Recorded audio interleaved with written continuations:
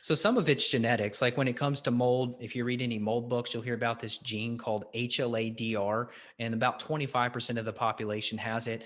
I personally don't test for it, and I don't think it's worth testing for, because if you see the microtoxins on the urine, clearly they have a problem detoxing microtoxins because they have a buildup. So I'd say save your money.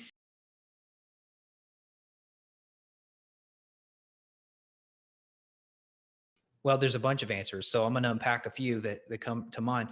Number one is the glucuronidation pathway. Glucuronidation is a pathway in the body where you take toxic substances and you break them down and conjugate them into less toxic substances.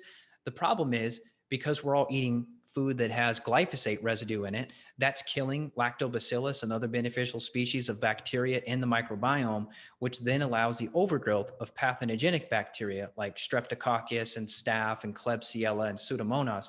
These pathogenic bacteria then raise an enzyme called beta-glucuronidase, which is an enzyme that inhibits that pathway. So you're literally putting a cork in the drain of this phase 2 detox pathway.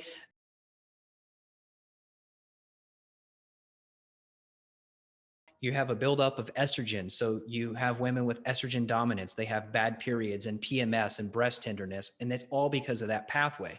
So we can use things like calcium D-glucarate, which is glucaric acid bound to a calcium molecule. And you can inhibit that enzyme. You can use probiotics to inhibit that enzyme so that you can get that glucuronidation pathway working better. But the root cause is fixing the SIBO. So that's one big thing. And I think the other thing is just our buckets are full. We put mercury in our mouths in the form of silver fillings.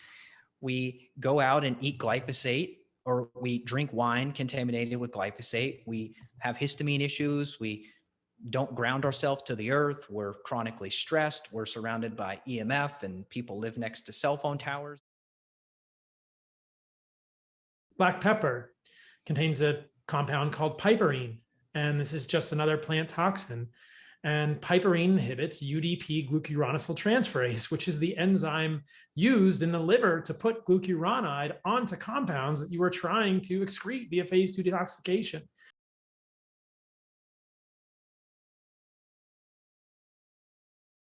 Herein lies the problem. If you are eating moldy food, or you are exposed to things that your body wants to detoxify with glucuronidation, and you eat black pepper, you are inhibiting or decreasing your body's ability to do that, the level of UDP glucuronyl transferase, curcumin being one of those. There are many others, and you're making this problem worse. And as Evan said, you're getting recirculation and enterohepatic recirculation of things like xenoestrogens or estrogens from the body, endogenous estrogens.